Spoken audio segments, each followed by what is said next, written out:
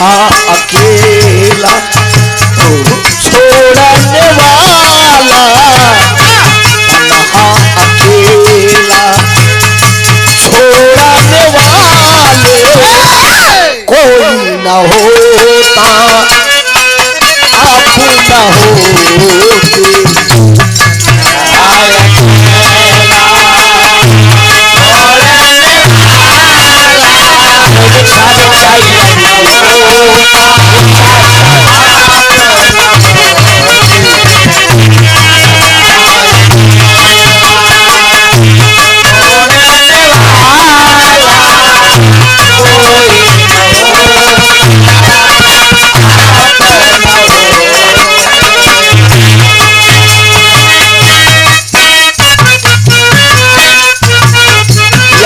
धीरज क्या बात है। वो किसी और से मिलकर आ रहे हैं, वो किसी और से मिलकर आ रहे हैं, आ रहे हैं।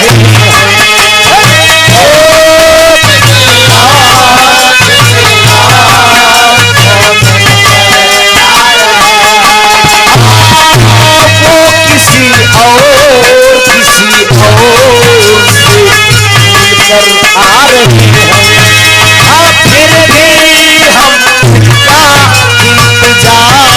कर रहे हैं, ओ फिर भी हम उनका इंतजार कर रहे हैं। एक बेवफा से नफरत कर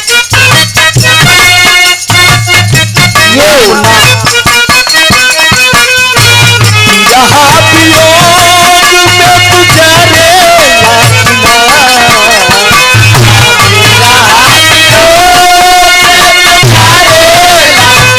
बेवफा से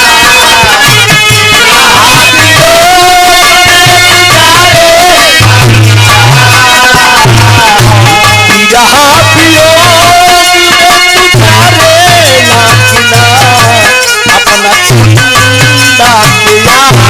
प्यार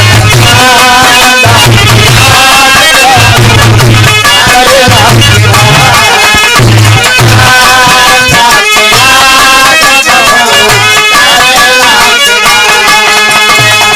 जैसे जरत बानी वैसे जरेला जरत बानी वैसे जरेला, जरत बानी वैसे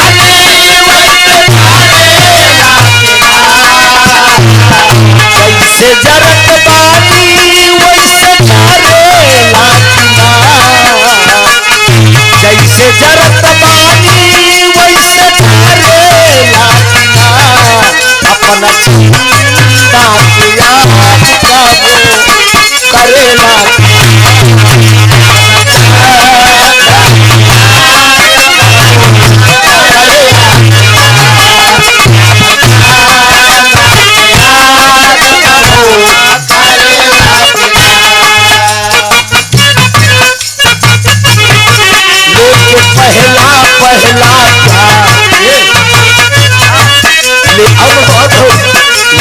पहला लेके पहला प्यार, थोड़ा से लेके पहला प्यार, घर के आंखों में धुमार, चाबी नगरी से आया कोई पहला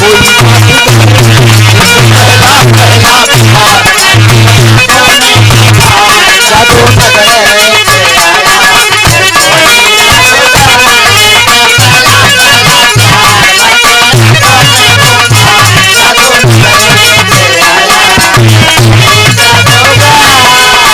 नगर सुघर सुघर माल कबू की कहा बतावेला, सुघर सुघर माल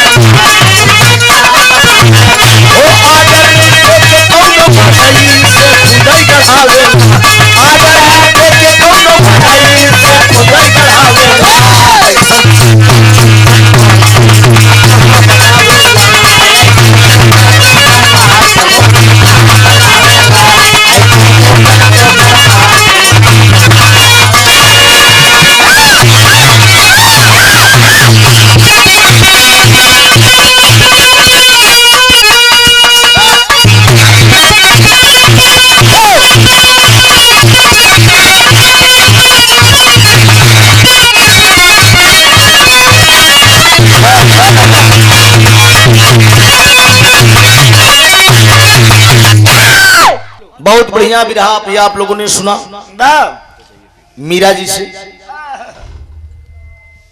लोरीकांड से, दोनों तरफ से एक एक लोरीकांड आप लोगों ने सुना। कसौटी भरा विरहा। हर कलाकार की अपनी अपनी शैली होती है गाने, अपना अपना लहरा होता है। हमारे प्रयागराज में दूसरे हिसाब से लोग सुनते हैं। प्रयागराज में सच्चाई बताओ तो अगर ज्यादा चिचियाना यार बेमतलब आता है, तो हर जगह की अलग अलग। इस क्षेत्र में चाहे गाजीपुर हो, बनारस हो, गोरखपुर हो, बलिया हो, मिर्जापुर हो, यहाँ अगर बीरस न गावा तो कहीं गवैया एकदम खाली बा। हाँ, तो जैसन रोगिया भावे वैसे वैद बतावे। दुकानदार वही है कि हर आइटम रखे, तनी कम रखे लेकिन रखे, जवन बिके हुए बेच दे। एक एक बिरहा आप लोग सुन लिए। एक बिरहा का और नंबर है। अब एक बिरहा हम ऐसा सोचते थे आप लोग को सुनाई दे कुछ झलक। हम अपने प्रयागराज के दिखाई दिए आप लोग। ठीक हो, सबको मंजूर बा?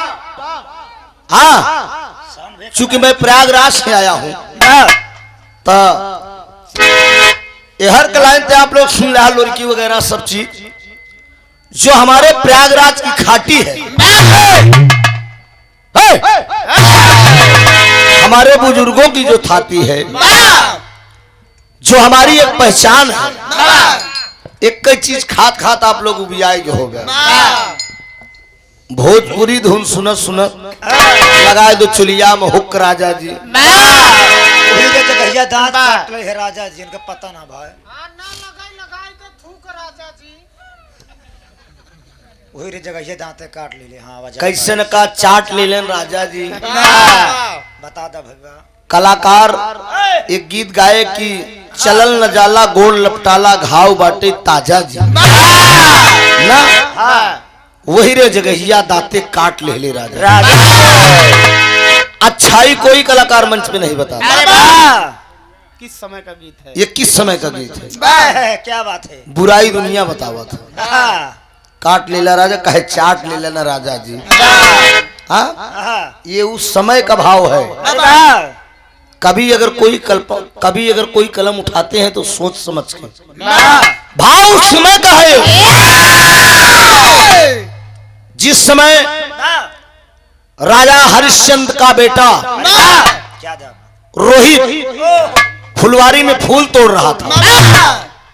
ध्यान दीजिएगा, कल्लू डोम के यहां जो है राजा हरिश्चंद्र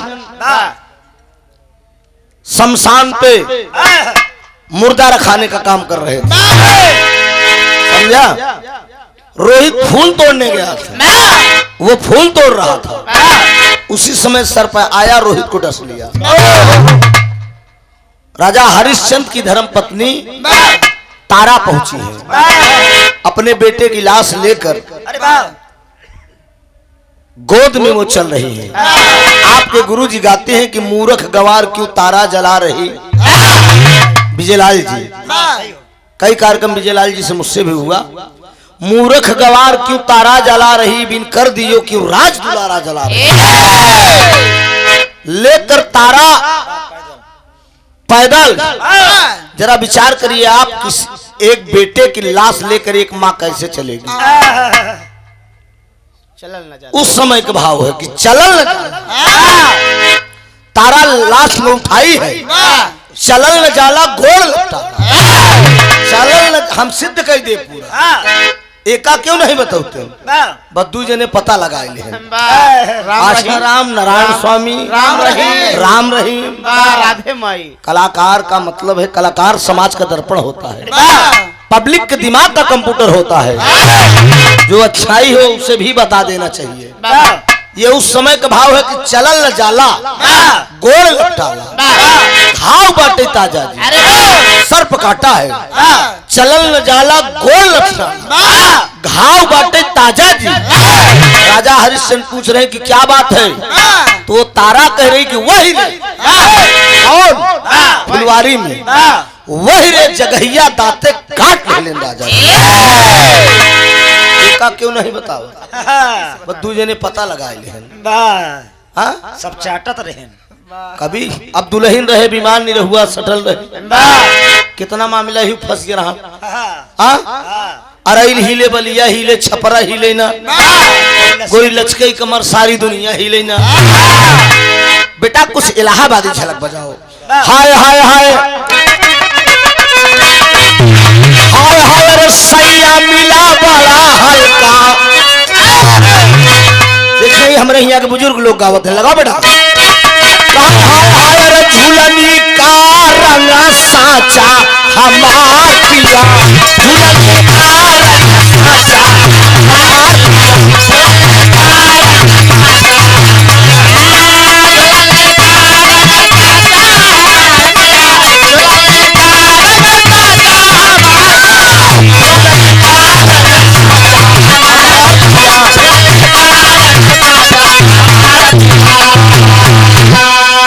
कवन रे सोनरवा बनाए से झुलनिया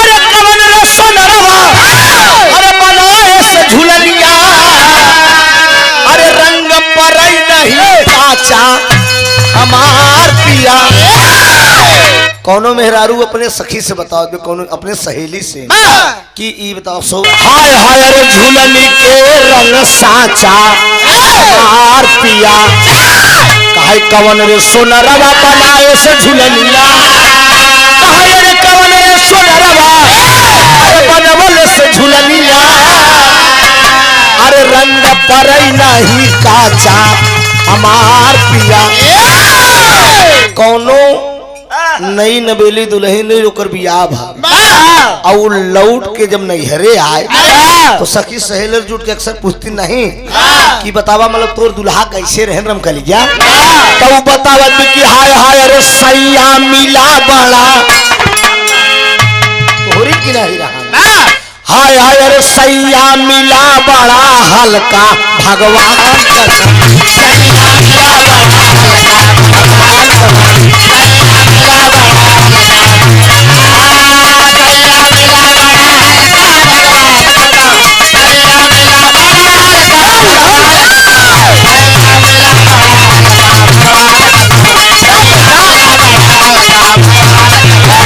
अरे सैया मिला बड़ा हल्का भगवान कसम तब का दीदी कहे वो से चला नहीं नलका भगवान कसम वो से चला नहीं नलका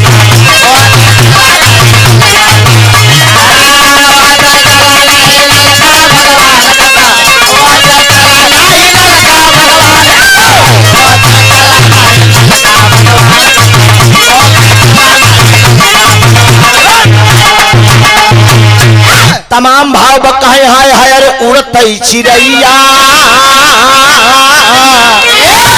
अरे उड़तई चिड़ैया कहे मारा गई मनऊ कहे अरे तारा पे मारा अरे इनारा पे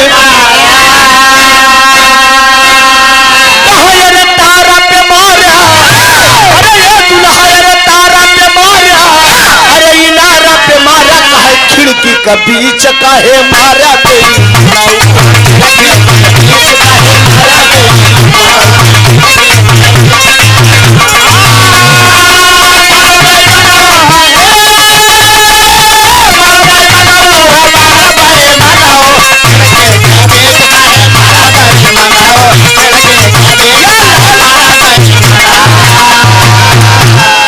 कहे सेजा पे मारा और सुपेटी पे मारा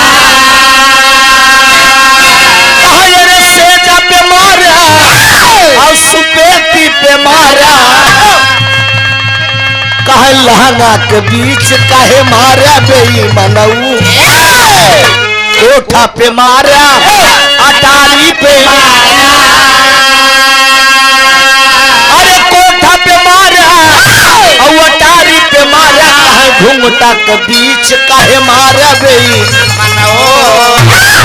कौनो दुल्हन अपने मनसेधु से जाड़ा में बात कर दे मनसेधु प्रदेश है यही कहा कि हाय हाय अरे ए राजा जाड़ा में आई नहीं जाता ए राजा जाड़ा में आई नहीं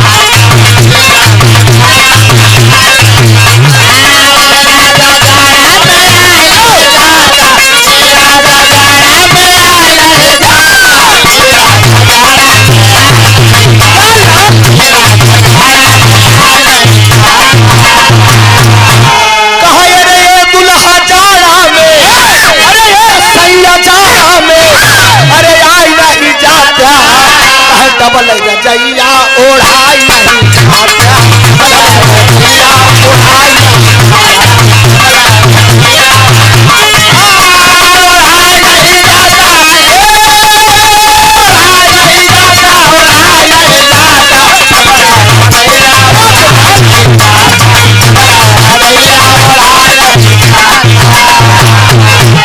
तमाम प्रकार का भाव बा। एक बिरहा आप लोगन का थोड़ा से हंसी मजाक भी हो जाए कि हास रस के बिरहा, और गीत थोड़ा से पौराणिक होगा। पौराणिक दास्तान हुई, मजेदार के बिरहा आप लोग भी थोड़ा से गुदगुदी ले ला, आनंद ले। कुछ झलक इसमें प्रयागराज की मिलेगी दोस्त। जो हमारी पहचान है जनाब हैदर अली जुगनू जी, हर कलाकार अपने अपने खानदान की एक पहचान लेकर चलते हैं। अभी आप लोगों ने मीरा मूर्ति जी से उनके खानदान की गाथा सुना, अपने खानदान की कुछ पहचान इन्होंने सुनाया। तो हर कलाकार की पहचान है। एक बिरहा हास रस का मजेदार की कहानी, आपको भी आनंद आ जाए। सब भाई लोग हंसत हंसत सोचे के बा बिरहा कमरे शीर्षक बा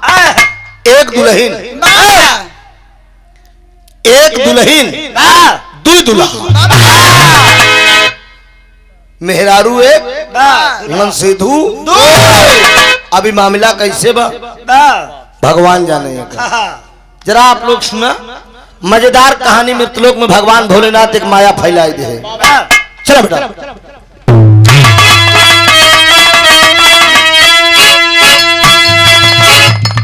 मचिया बैठी दक्ष कुंवारी, मचिया बैठी दक्ष कुंवारी,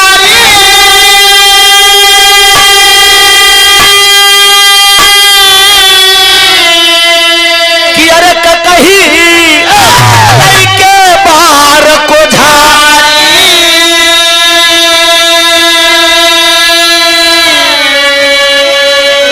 कहे त्रिपुरारी गौरा कस कैलू सिंगार।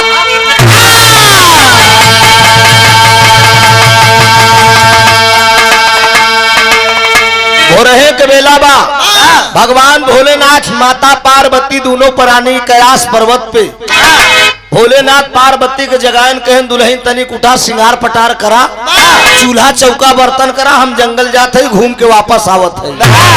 माई चूल्हा चौका बर्तन कई के लई के शीशा कंघी बाहर झाड़े लागी। इतने में भोलेनाथ आई गए। जब भोलेनाथ आई गए पार्वती के श्रृंगार कर देखे ना, उनके मन में एकदम 61-62 हो जा। देखा ध्यान दा, भगवान भोलेनाथ इतने में आई गए। जब भोलेनाथ आई गए माता पार्वती श्रृंगार कर दिया है। जब श्रृंगार करत भोलेनाथ देखे ना, उनके मन में एकदम कहन दुल्हन आज श्रृंगार कर दिया, लगत कौनों के ऊपर चिर्री गिरी। माता पार्वती कहीं चिर्री नहीं है बहन, गिरी। कहे सुना श्रृंगार काहे करत है जानते हैं? काहे बतावा तो टेरी के भाव मुन्ना प्रयागराज आए हाय अब ही पाया मुंह को बाल हो जाता धीरे धीरे। ध्यान अलगई बाटे। ए बाबूजी ई टेरी के दादा पंधारी गावत रहे। दादा पंधारी के बड़ी फेमस टेरी रही। अरे रामा रामा पुजारी सारे पंडवा भाई, रामा रामा पुजारी सारे पंडवा भाई, शिव दिल का पुजावा, शिव दिल का पुजावा, शिव दिल का पुजावा, विष्णु आपन अंडावा पुजारी सारे पंडवा भाई।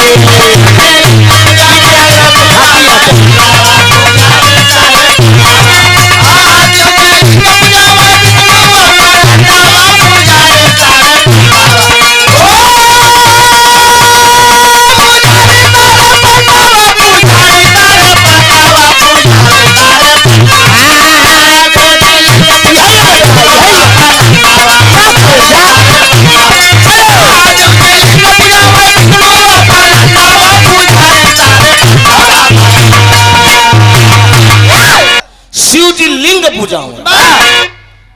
शिव जी लिंग पूजावे, विष्णु अपन अंडवा। ये बतावा भोलेनाथ का कथम जो है मूर्ति पूजा होता, इनका लिंग का पूजा होता। दादा पंधारी लिखे रहे विराट सम्राट। शिव जी लिंग पूजावे, विष्णु अपन अंडवा, पुजारी सारे भोलेनाथ लिंग पूजाए हैं, विष्णु अपन अंडा। शालीग्राम चरणामृत में बोरा जाता। हाँ उनके पूजा। इलाहाबादी अंदाज आप लोग हमसे की सुनला, मजेदार का दोनों तरफ से जो हो नहीं गया। ध्यान दे, शिव जी लिंग पूजावे, विष्णु अपन अंडवा, पुजारी सारे पंडवा भाई। यही में एक लाइन हमरे गुरुजी स्वर्गीय जनाब हैदर लिखावत रहे। का गावे लगा रे बेटा, आए हाय अरे झारा भाई दूलरवा दुई नौ जन का झारा भाई, झारा भाई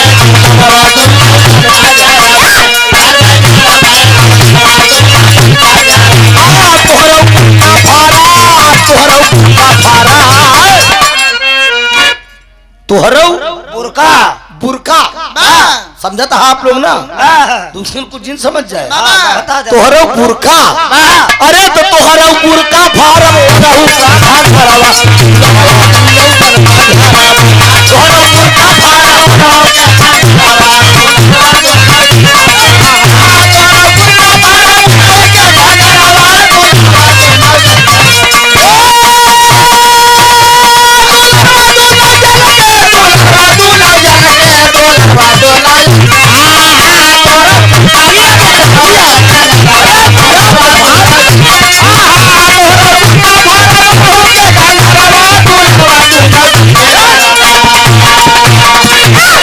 तोहरो बुरका फार। बुरका माने पाकिस्तान, बुरका माने पाकिस्तान और घंघरा माने चीन। उस्ताद कई लाइन है कि तोहरो बुरका फारब उनहु का घंघरा और दुलरवा तीनों जन का घर। ये गुरु जी के लिखी बात रही दोस्त। लेकिन पार्वती छलाई गई भोलेनाथ से। वो कहा है पता पार्वती भोलेनाथ से का कहती है, वही में आए हाय अरे कही गई बालम से हंस के बतिया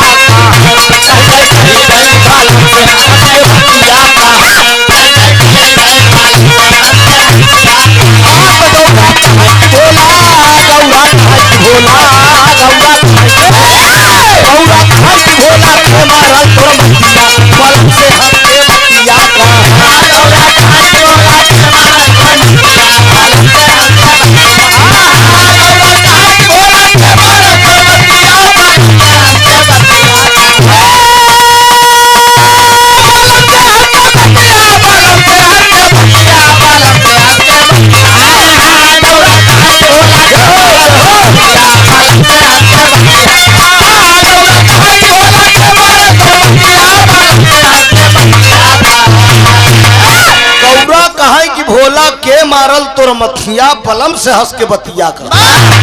भगवान भोलेनाथ कहे देवी तोहरे का हो, ये कहें हमरे एकदम हम सही है। कहे हम सुने हैं कि तू देवों में महादेव है, लेकिन मृत्युलोक को तू मनई से हार जा। भगवान भोलेनाथ कहे कि कहे कि हम हार जाए। कहलिनी भोला सुनिला गौरा, कहले न भोला सुनिला गौरा, हवा के गलत व्यवहार सुना। लोक दिखावा चल के ललसा बाई हई हमार सुना। छलाई गई जब पार्वती, छलाई गई जब पार्वती परमाते भाई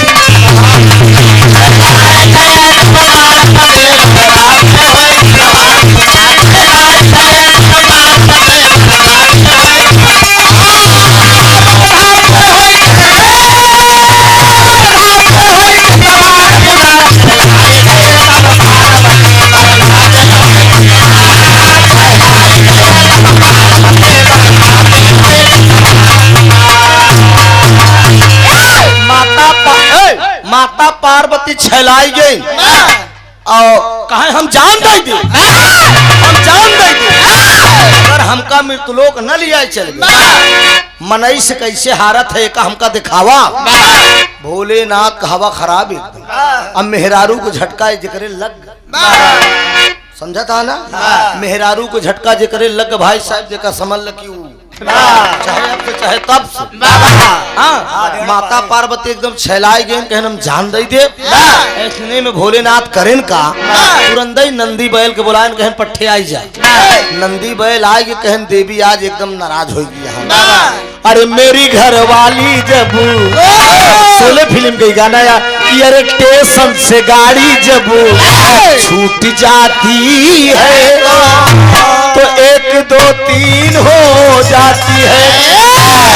अब आजकल कलाकार कहाँ का गावता है आत गावत लगाए तो चोलिया में भूख राजा जी, लेकिन हमार कहना भोलेनाथ कहता कि मेरी घरवाली जब अरे मेरी घरवाली जब रूठ जाती है पूरी गन मशीन हो जाती है। मेरी घरवाली जब रूठ जाती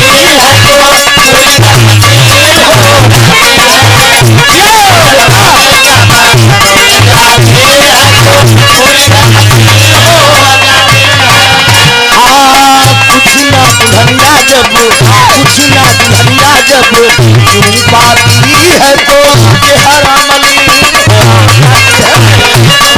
धनिया जब पाती है तो हरा मली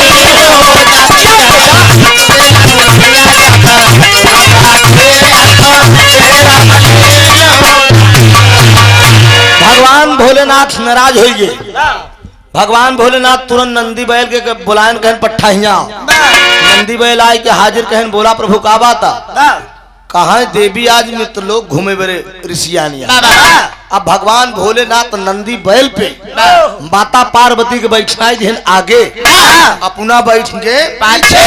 अब आज के मर्द का करता है अपना बैठना थी आगे मेहरारू चली गई पीछे। यही फर्क हो गया राम बाबू भैया अरविंद, यही फर्क हो। भोलेनाथ पार्वती के बैठावत है आगे अपना बैठता है पीछे। अब आजकल के मर्द का करता है अपना बैठता है आगे मेहरारू चली गई पीछे। अच्छा तो जब पीछे रही तो आगे मस्त रहा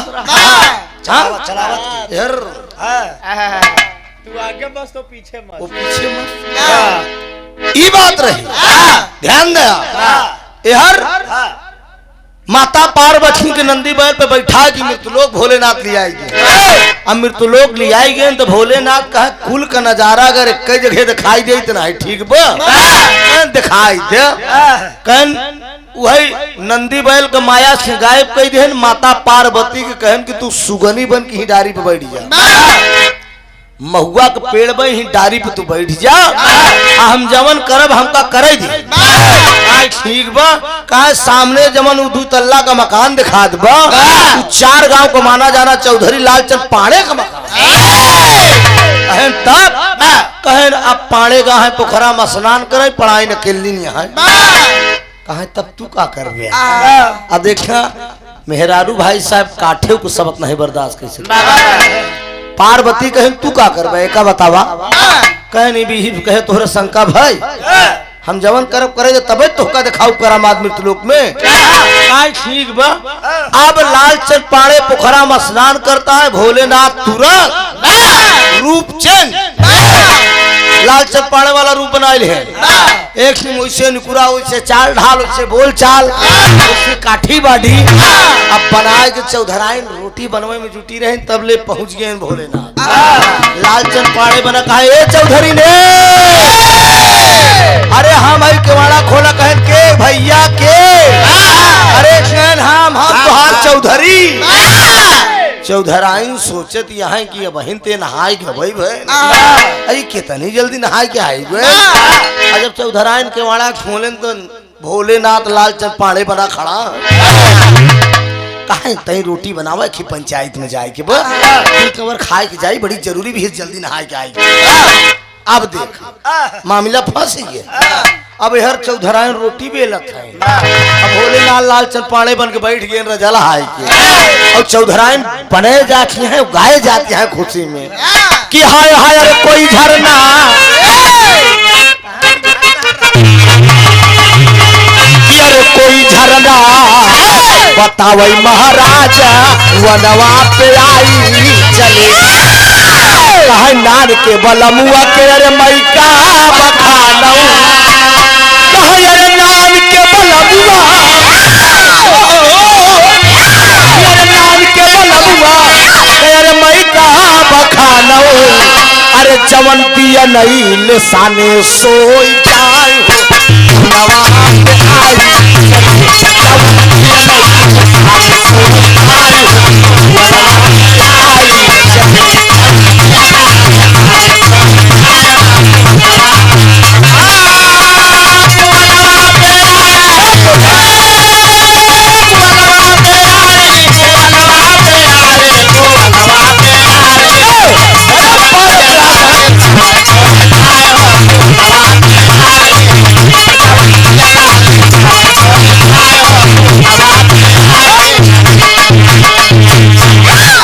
बलमुआ कमाई का बखानो जवन दियने ले साने सोई जाए अरे खोदी खादी सैया के अरे मैं तो जगाया अरे खोदी खादी दुल्हा के अरे मैं तो जगाया अरे वही मोरे फुफुनी अरे लुरियाई हो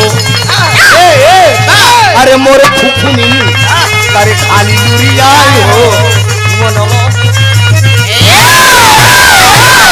वो बढ़िया लालचंद पाड़े बना भोलेनाथ खींचता है चौधरायन गाए जाती है बेले जाती है। भाई साहेब की तो होते ही रहन करामा तबले जवन असिला मन से धू रहन लालचंद पाड़े ओ फाट पड़े उस धोती गारत की डारा पर डाल कहने चौधरायन कलुआ शम्मा कच्ची पक्की रोटी जल्दी बनाए के दे भाई हमका की पंचायत में जाए के बाद चौधरायन घरे में से बोलत है कि हाँ भैया जे के वहाँ खड़ा रहा अबे हमारे अपने मास्टर कहा रे भैया जे के वहाँ अबे खड़ा रहा अबे हमारे अपने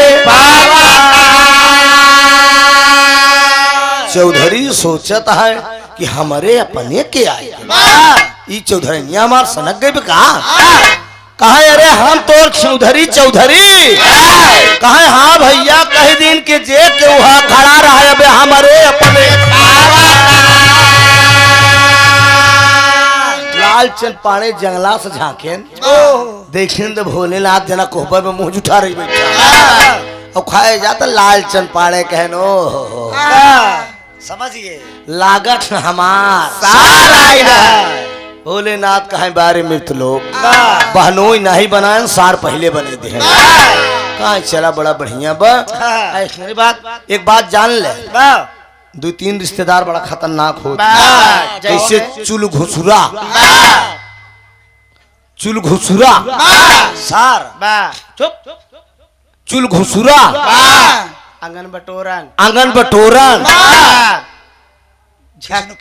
झक्कन खिस्टपुरा चुल घुसुरा जानता के होता चुल घुसुरा सार जेकर बहन अंदर ओकर भाई सिकंदर अगर बहनी औरे गा देखना जान ल कि बहनी के सास मिलन कहन अम्मा पाला कहन जियत रहा बेटवा कहन जा बेटवा तोहार दीदी अंदर ही परमिशन रहा था केहू रोके वाला अगर बीजा बना रहा तो चुल घुसुरा आंगन बटोरन भयने मामी ए मामी ए मामी मामी का बच्चा पीछे पीछे ना हम जवान बताओ एकदम सत्यता बताओ ऐसी सब ऊपर बीतता है पीछे पीछे भयने लगा रहा था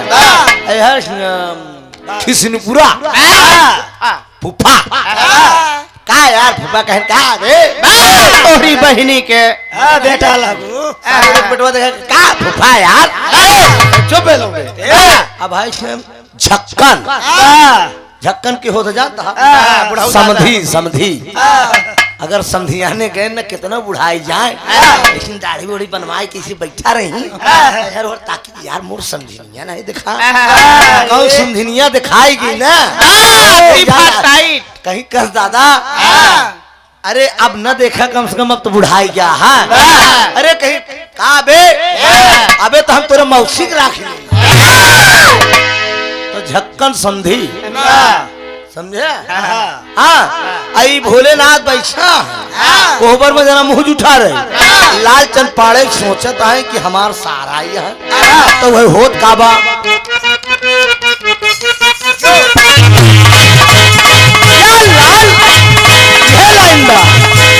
कौली ओरी राम पत्थरे पदूभ जामा, हमका जना ले आई बचवा के माँ, ओरी राम पत्थरे पदूभ जामा, हमका जना ले आई बचवा के माँ, कौली ओरी राम पत्थरे पदूभ जामा, हमका जना ले आई बचवा के मामा।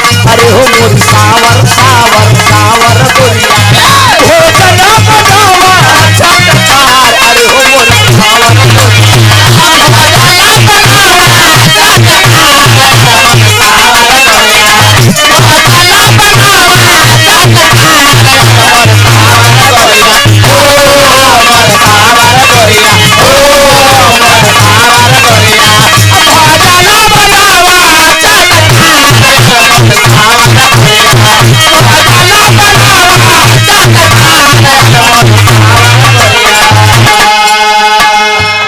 राम पत्थरे पदूभ जामा, हमका जनान आयन बचवा के माँ। लास्ट में पड़े सोचता है कि लगत हमार सारा दोनों भाई बहन बतलाता है और बैठ के खाता है। जब घंटा 2 घंटा बीत गया तो लालचंद पाड़े सोचते ये कैसा सारा है, साला इतना विधिवत खाद बाटे नहीं करते नहीं बाटे, हम कहे पंचायत में जाए क्या है। और ओकरे बाद वही लास्ट में पाड़े से बर्दाश्त में मैरिन केवाड़ा में 1 लाख मानन तो भोलेनाथ बैठा। लालचंद पाड़े जब अपन रूप देखें तो कहना आप कौन है, तो भोलेनाथ है पहले बताओ आप कौन है। लालचंद पाड़े कहा हमार घर हमार मेहरारू, तो भोलेनाथ कहा ये बताओ पहले से हम विराजमान है कि तय, तो जब पहले से हम आई तो हमार घर हमार मेहरारू हो, हम मामला फंस दोनों जने। लास्ट में पाने अपनी तरफ पकड़ खींचता है, अब भोलेनाथ अपनी तरफ पकड़ खींचता है। घर आए सोचन की कहां से दोनों मुस्टंडा है, ढाई लालचंद पाड़े के झाँक ढाई भोलेनाथ के झाँक, और इतने में भोलेनाथ कहे आजा आवा चौधरी में तो हार चौधरी है। और लालचंद पाड़े कहता है रे कलुआ के अम्मा, असली मन सेधु तोर हम है रे, हम पोखरा में स्नान का करेंगे इस साला मौका पाए घुसुर। अच्छा अब कल ही रात की बतलान रहे दुनिया, लेकिन देखा होत का बा, अरे गेहुआ ये चौरा के राय नहीं, गेहुआ ये चौरा के राय नहीं, गेहुआ ये चौरा के राय नहीं, तू मेरे की दूल्हा पे राय नहीं,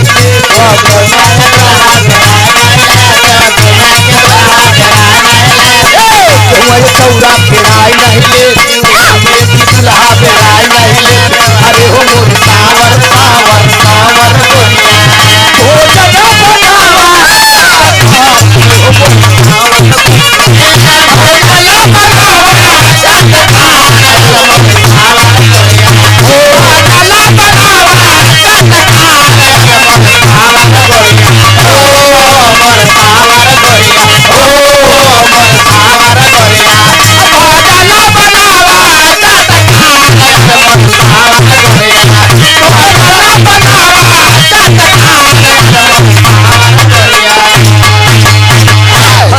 बाप रे बाप। लाल सिंह पाड़े अपनी तरफ खींचता है और भोलेनाथ अपनी तरफ। उधर आयन सोचता है कहा रुका ई खींची खींचाम तो हम आधी हो जा, कहा रुक जा। वही भाई साहेब चौधराइन करीन का कि 2 बीघा दूरी, आज के जमाने का दस्तूर बा, 2 बीघा दूरी खरिहाने बूढ़ा आइया लेटी रहा। अब आज के जमाने में देख लग कितनों महतारी बाप बनाई दे, तल्ला 2 तल्ला चाहे 20 तल्ला बनाई दे।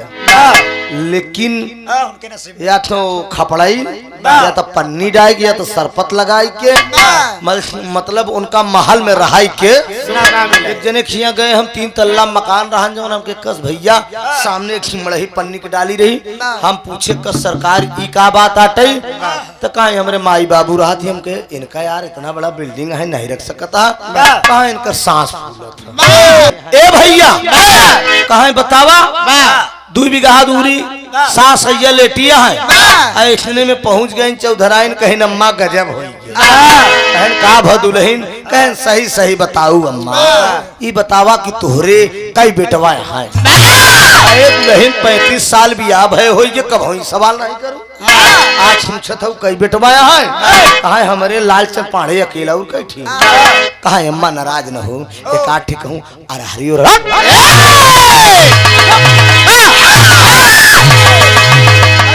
बात बोले चाहिए दिमाग बात हो रही हम कब बहन बताओ हम भक्तिन हो गई है बात कर मौका पर जब काम है ना होई तो जब मारा भाई न भाई जवन है शंकर जी के भक्ति है गले में हीरा है और करे बात तो कहा है कि अरहरी और हरी में अम्मा नाराज न है आज एक कई रूप के घरे में 2 जने घुस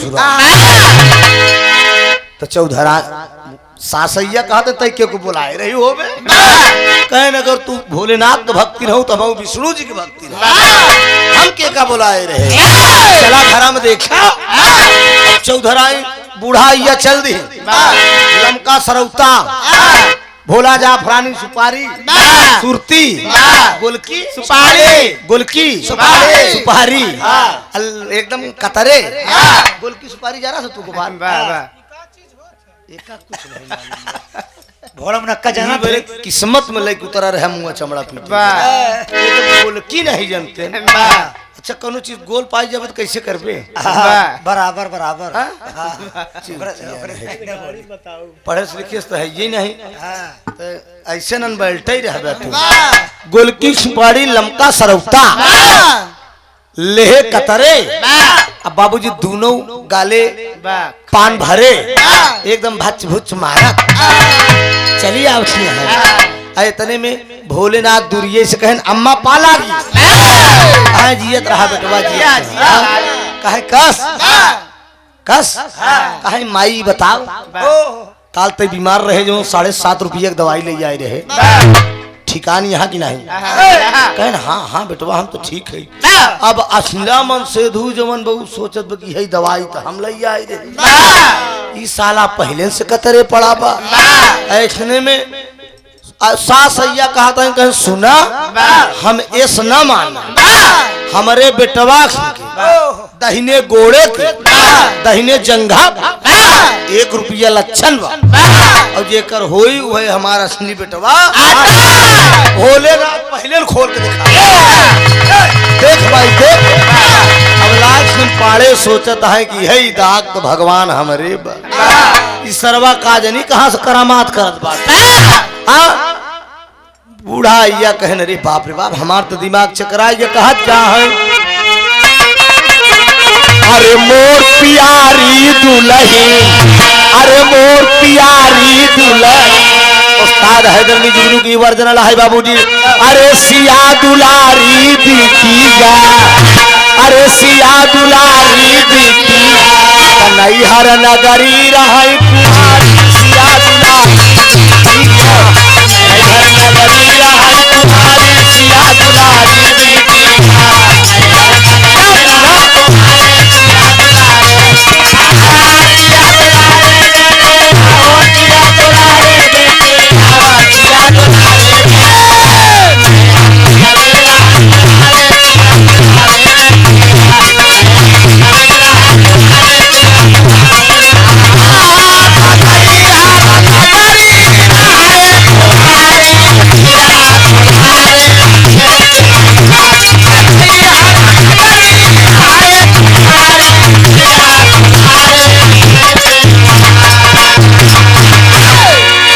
बहुत तू सही लेकिन तहीं बनारसी में कि नहीं भाग गया ये इलाहाबादी इलाहाबादी गुड़ के बजत मार बनारसी में नहीं खबर खबर वाला काम ना करा करा करा। अरे सिया दुलारी बिटिया नैहर नगरी रही कुंवारी सिया दुलारी बिटिया। लेकिन चौधराइन से सास अय्या का कहती है, अरे मोर प्यारी दुल्हन, अरे मोर प्यारी दुल्हन, आपन चिन्हा तू साजनवा पिया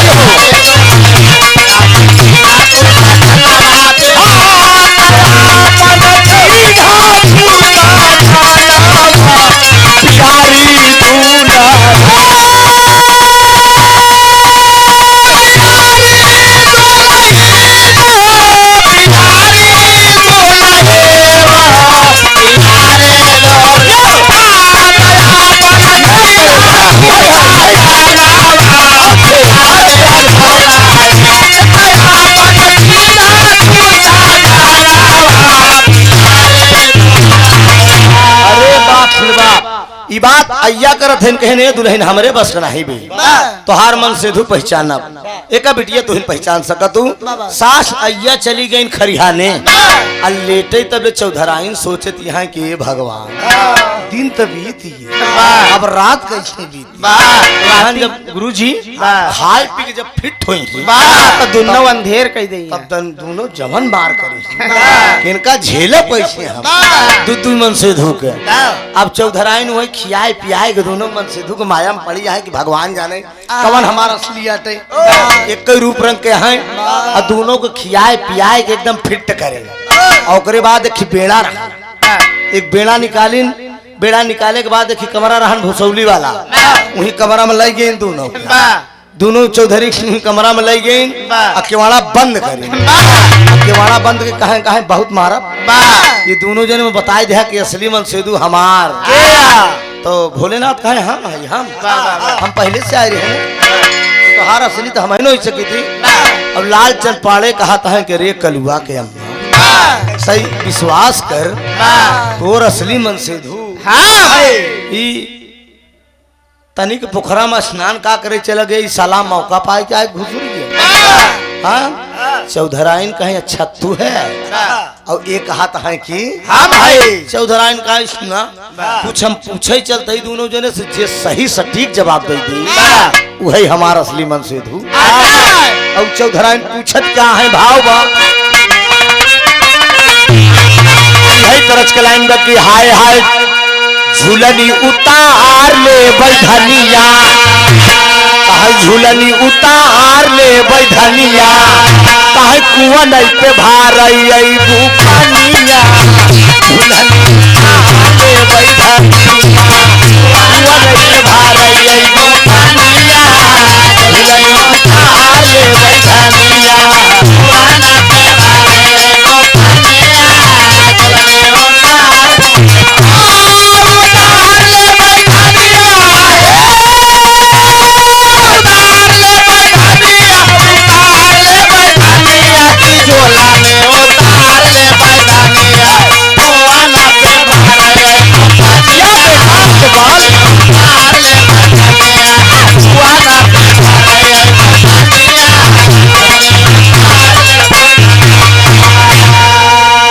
झूलनी पे भरई अबू पनिया तो झुलनी उतार ले कहे चला चली धार रो पैधनिया कहे रिम झिमा बरसत बपनिया चला चली धार रो पैधनिया। लेकिन चौधराइन दोनों मन सिद्धू से पूछत और का पूछत है कि अरे वही मोर दुल्हा कहाई अरे वही मोर दुल्हा कहाई हमारे गवन इनका बात जे बताई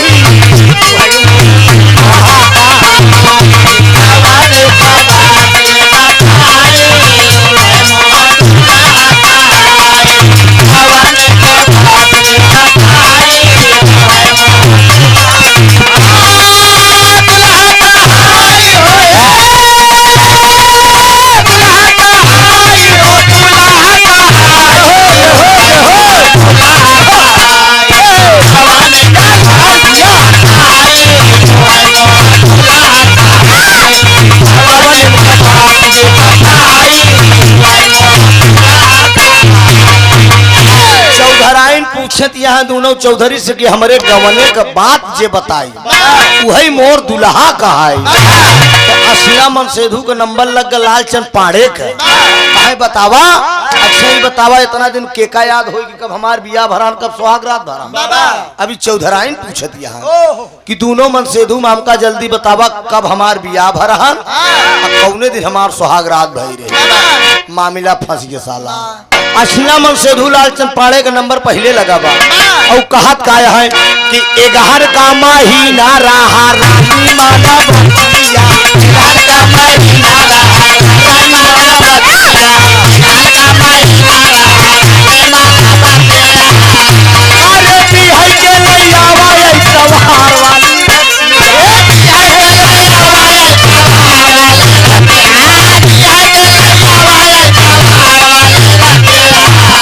मोर दुल्हा कहाई भैया भाई मोर दुल्हा कहाई चौधराइन चली नहीं आई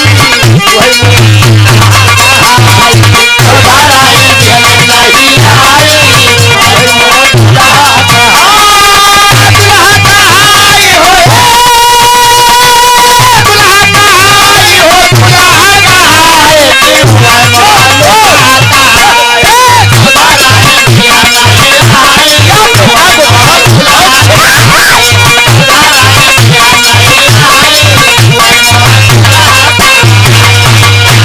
असिला मन सेधु लालचंद पाड़े का नंबर लगा कहन बतावा तो बतावत है कि 11 का महीना 11 का महीना रहा रानी माना बतिया बिहाई के लैयावा ऐतवार वाली चौधराइन डांट भाग कहाँ हमारे गहन का महीना में बियाह भरान रे कहाँ हमारा शुमार के दिन सुहाग रात भई रही। लालचंद पाड़े सोचता है कि बियाह हम है ससुरी हमका डांट मामला फंस गया। कोका बेलिए मुंह बनाए लालचंद पाड़े खड़ा हो गए। भोलेनाथ मन ही मन मुस्कुरात है मेहरारू ले अरे मारा भोलेनाथ चौधराइन कहन कस तू बतावा कहन हम तो पहले में कहत रहे कि ससुर बे मतलब अटकाए हम तो है यही असली।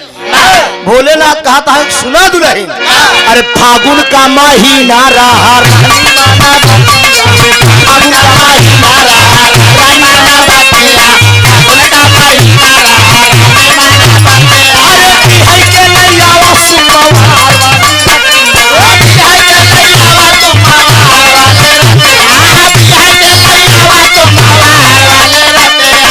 भाई मोर दुल्हा कहाई भैया भाई मोर दुल्हा कहाई चौधराइन कहाई भाई मोर दुल्हा कहाई चौधराइन कहाई भाई मोर दुल्हा कहाई दुल्हा कहाई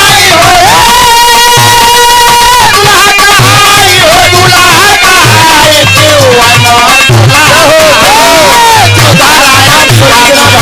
कहाई भाई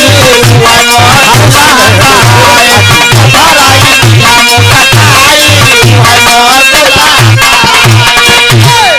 मामला फंस गया। भोलेनाथ कहता है फागुन का महीना रहा रानी माना बतिया बिहाई के लैयावा सोमवार वाली कहा फागुन का महीना रहा सोमवार का दिन रहा। अब 12 बजे राजौने दिन सुहाग रात रहे 12 बजा रहा। जब सुहाग रात मनावत रहे खटिया का पार्टी टूट गई। हमारा श्रीमंत सेधु है।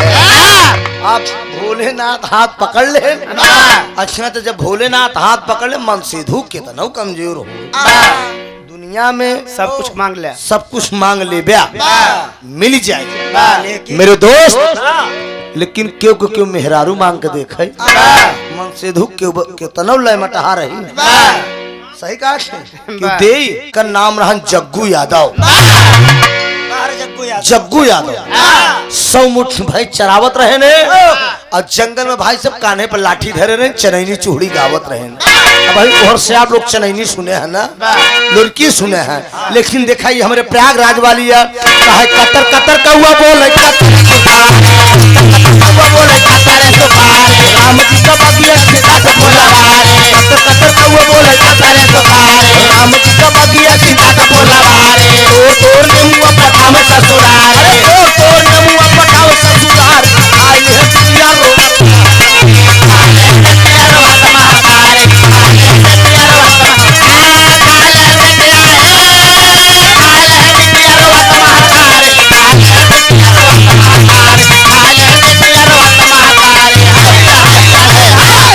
सुने वाले दोस्त बड़का भैया ई पुरान भी रहाया खड़वा बा पुरान चीज घुंघुर पे चीज नगाड़ा पे जब बुजुर्ग लोग गावत हैं और कैसे गावे लहसुन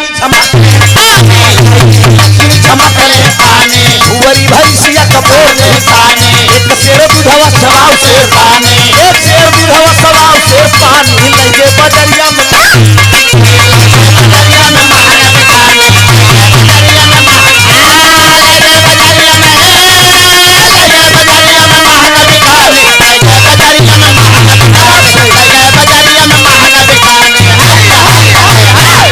एक शेर दूधवा सवाव शेर पानी अल्लाह के बजरिया में महंगाई बिकानी।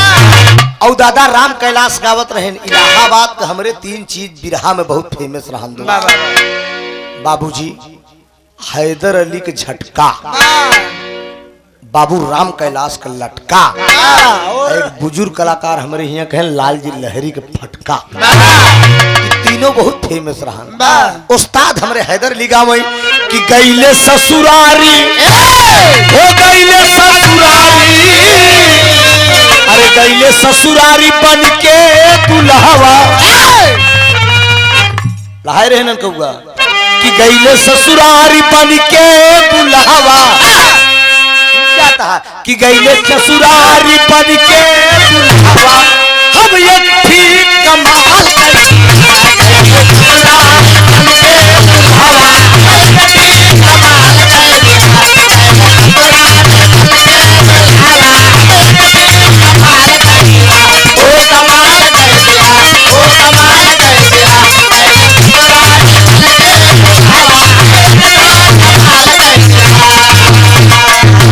अरे गईले ससुरारी बन के दुल्हवा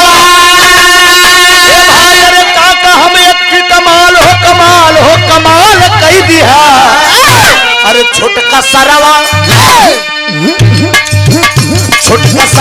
जब लावा पर छल छोटका सरवा जब लावा पर छल हम लड़की रुमाल नहीं दिया सरवा जब लावा पर छल हम लड़की रुमाल नहीं दिया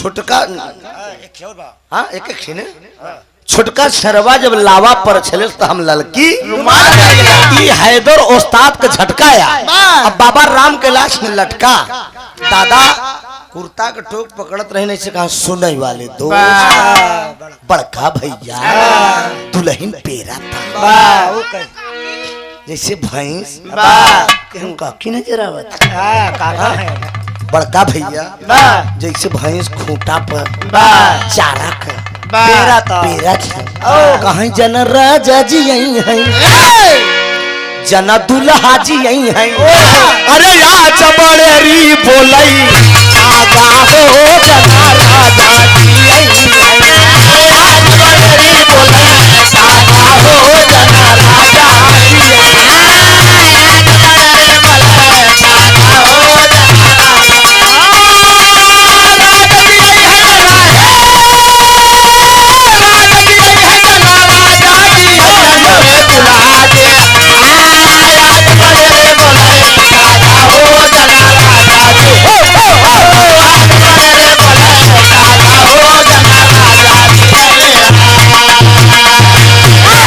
भैया कहे मोर मन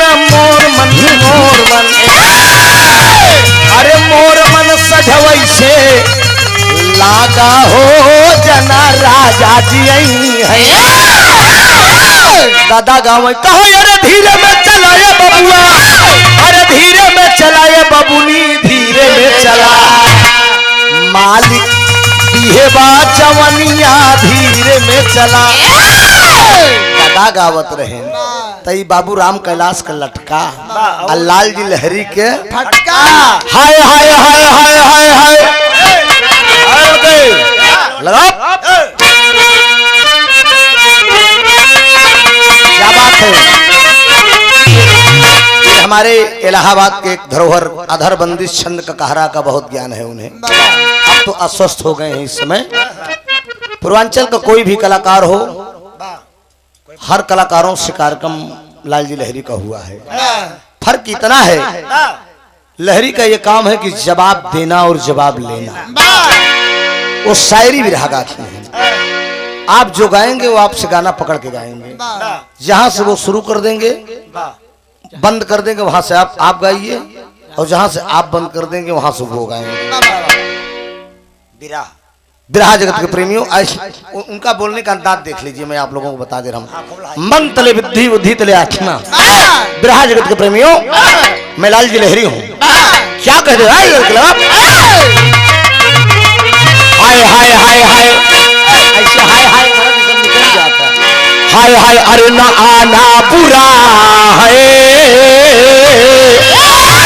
अरे न आना बुरा है, अरे न आना बुरा है, न जाना बुरा है, न आना बुरा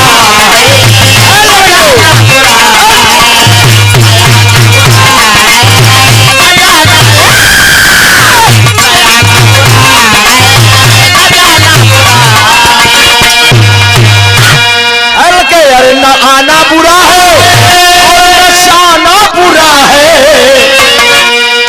आप कहीं आ सकते हो और जा सकते हो कि, लेकिन हसीनों से दिल का, अरे हसीनों से दिल का अरे लगाना बुरा है, हसीनों से दिल का लगाना बुरा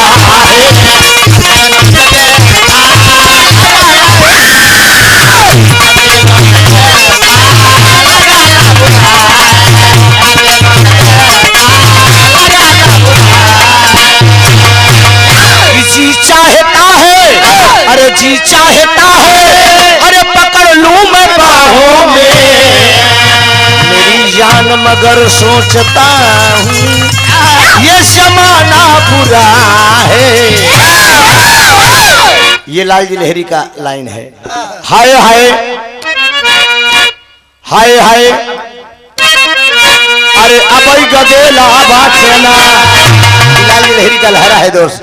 अरे अबई गदेला बाटना, सही ना पाई ब्यूरेली रेला, अबई गदेला बाटना, सही ना पाई ब्यूरेली रेला, अबई गदेला बाटना, सही ना पाई ब्यूरेली रेला, अबई गदेला।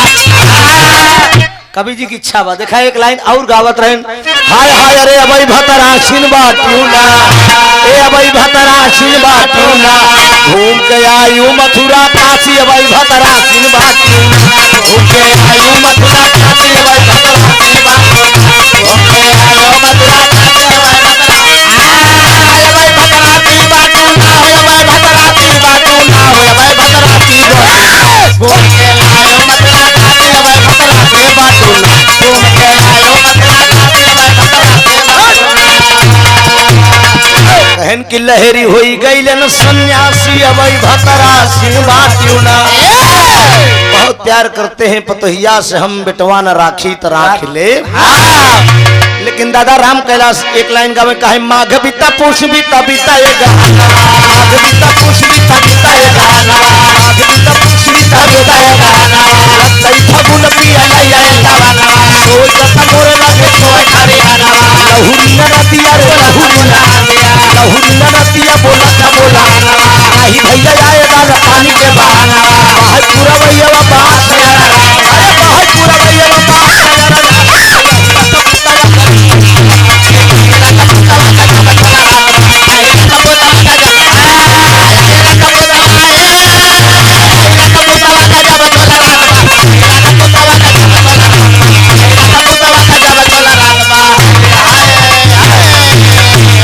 काहे पीपरा के पात पर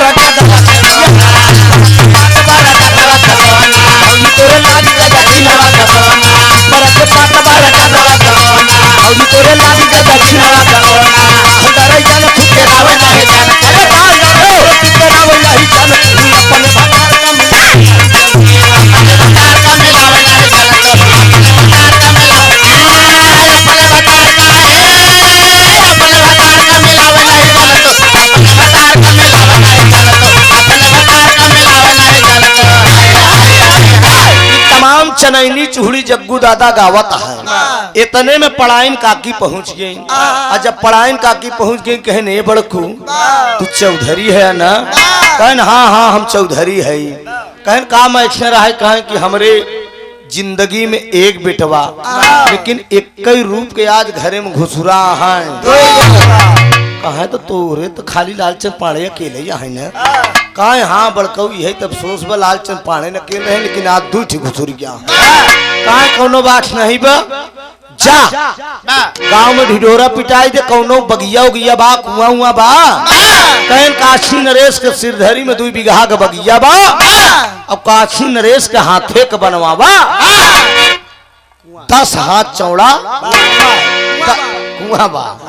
10 हाथ चौड़ा कुआं बा तो कहन बस बस वही कुआं पर पंचायत धई दे। एक रस्सी बल्टी हुक्का चिलम हाँ देसी गुड़ रख दे वही कुआं पर पंचायत। पंचायत रख उठी दोस्त। और चौधरी अपने मन में सोचता है कि जिंदगी में बहुत फैसला करे आज बने की पंचायत मिल गई है। 4 चौधरी मना कर चुका है यही मन में अपने सोचता है चौधरी कहाँ लगे चौधरी कहाँ लगे अरे कैसे फैसला होई दिल अरे राम बलम से हंस के बतिया कहे अरे चौधरी कहाँ आई गई मुड़वा पर आप हटिया बलम से हंस के बतिया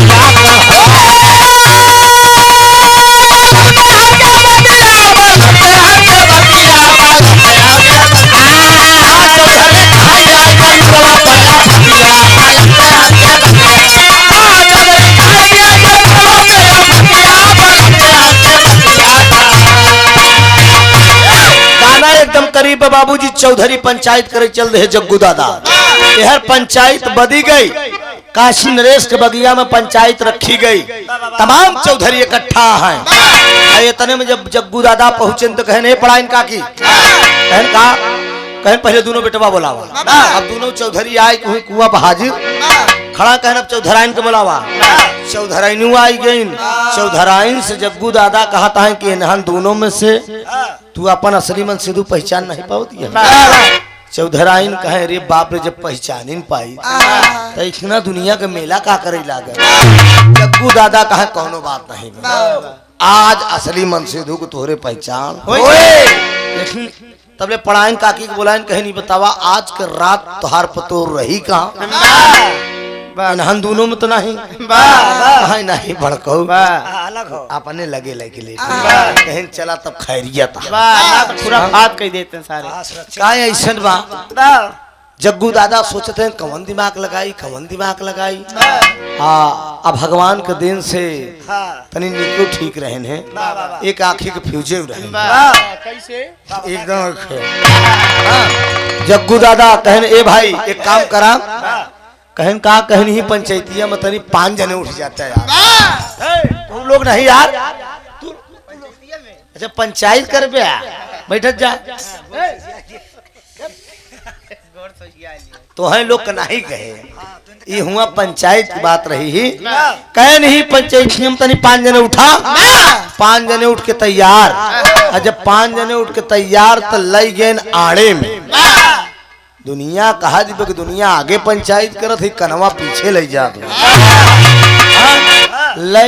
जग्गू दादा आड़े में ले गए कहें जो 10 हाथ चौड़ा कुआं बा कहन तब कहन एक तरफ मेहरारू खड़ी के चौधराइन के एक तरफ चौधरी के का करे के बा कहन एक तरफ मेहरारू हाथ फैला हुआ एक तरफ मन से धू चल के पंचायत में यही कहा जग्गू दादा दिमाग बतावता है पंचायत में चल के यही कहा कि बा जे दुल्हनी के हाथ ऐसे पकड़ ले वही असली मन से धू।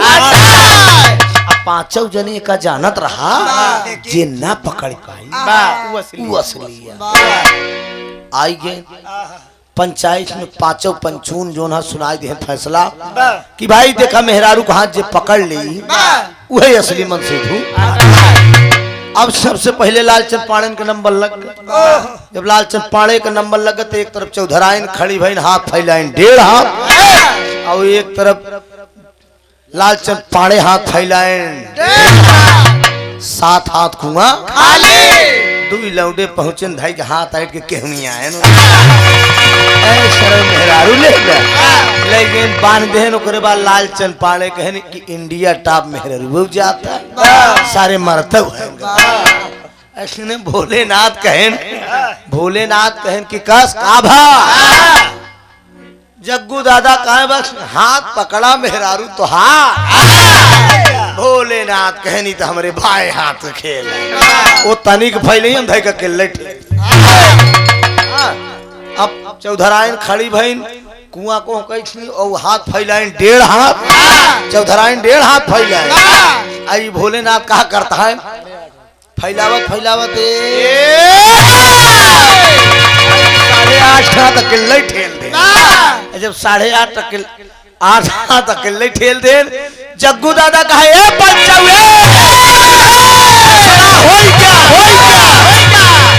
का भा कहे जवन हाथ पकड़े बा जवन हाथ पकड़े बा पहले का 10-20 फाइट जमा भोलेनाथ कहे काहे बरे मरबे भाई तू लोग तो कहा कि हाथ पकड़ा ना तो जग्गू दादा कहन ई मायावी बा जब हाथ फैला सकत है तो रूपा बदल सकत लौंडे जैसे मारे भोलेनाथ के चले माता पार्वती सुगनी बन के डारी पे बैठी यहाँ वो सोचिन कि चली नहीं तब लेहन बउरा होगा मैं अब मैं एकदम चमचमार साड़ी पहुंची माता पार्वती जब चली आओते हैं तो जग्गू दादा जब नई मेहरारू देखे तो अब जग्गुआ मस्त एकदम नई मेहरारू देखे था माता पार्वती आई गई पंचायत में कहीं जिन मारा जग्गू कहें काहे काहे कहें जिन मारा कहा तू हऊ तू हऊ ए तू हऊ के कहे हम माता पार्वती है कहन कवन पार्वती कहन वही जोन कैलाश पर्वत पर रहा कहन तो अच्छा ही जोन मरात के कहने हमार बौराहू है अरे जग्गुआ कहा दे रुक जा मामला फंस गया कहन ए माता पार्वती है नो भोलेनाथ है बढ़िया मौका मिल गया जिन मारा और जब पार्वती पहुंचिन भोलेनाथ के लगे तो भोलेनाथ कहन दुल्हन आई गए कहे हाँ आई गई देव बेटा भर के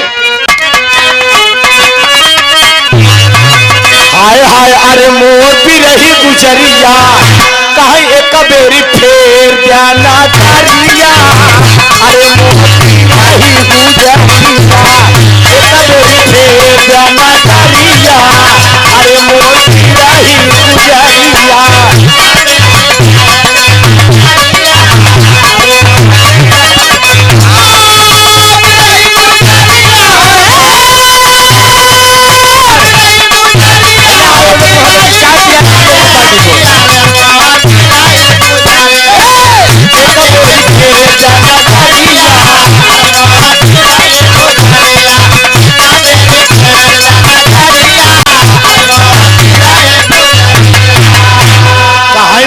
लोकवा में प्यारी तो का घुमाए घूमई का नजारा दुल्हन है अरे मोती रही गुजरिया टाका भारी के नजरिया अरे मोती रही गुजरिया टाका भारा के नजरिया अरे मोती रही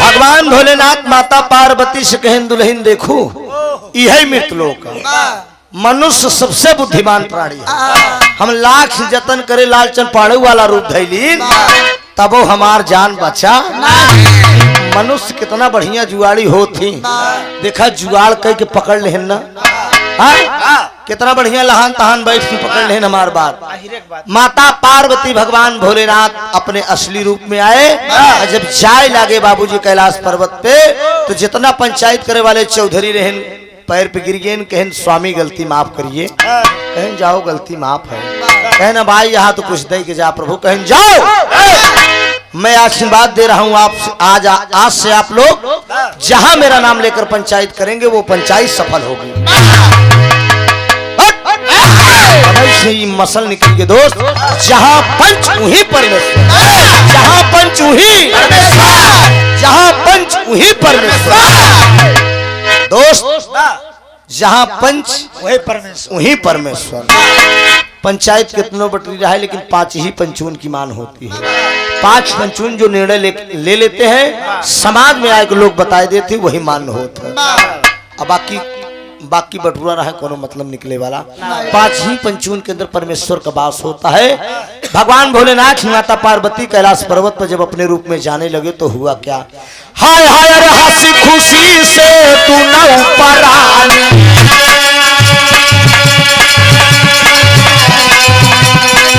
हंसी खुशी से तू न ऊपर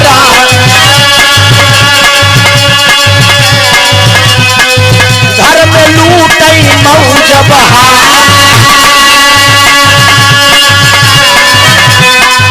तई के बर भोला चली भैले आगे खत्म भवाई जहां दुल्हन का दुल्हा मिल गए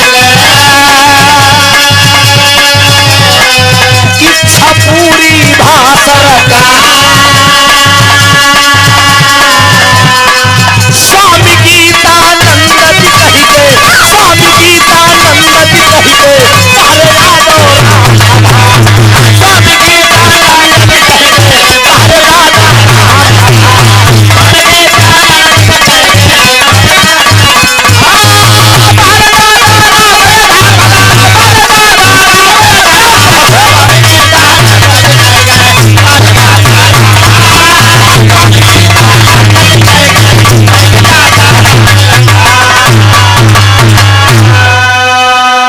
भगवान भोलेनाथ माता पार्वती वरदान देकर चल दिए साथियों कैलाश पर्वत पे। गाने का शीर्षक बन गया जहां पंच वहीं परमेश्वर। लाख जतन किए भोलेनाथ लेकिन मनुष्य सबसे बुद्धिमान प्राणी होता है। भगवान भोलेनाथ माता पार्वती से बताए कि इंसान सबसे बुद्धिमान प्राणी है। इतना बड़ा हम जतन करें लेकिन आखिरी में हमार चोरी चले गए कैलाश पर्वत पे बाबूजी। यही शिविर मेरा खत्म हुआ। अब उसके बाद नंबर मीरा मूर्ति जी का आ गया। अब हो सकता है इसी गाने से के बाद आप लोगों से विदाई भी हो जाए, क्योंकि समय भी काफी हो गया। काफी टाइम से कार्यक्रम 300 किलोमीटर यात्रा भी करना है। आखिरी भाव स्वामी गीतानंद अनंत भय भुल्लुतज दिए पुतारी, राजा राम हैदर हाथी चंचल गईले स्वर्ग। अरे राम बलम से हंस के बतिया कहे, अरे त्रिभुवन नाथ का लागल हैदर से पीठ दिया, बलम से हंस के बतिया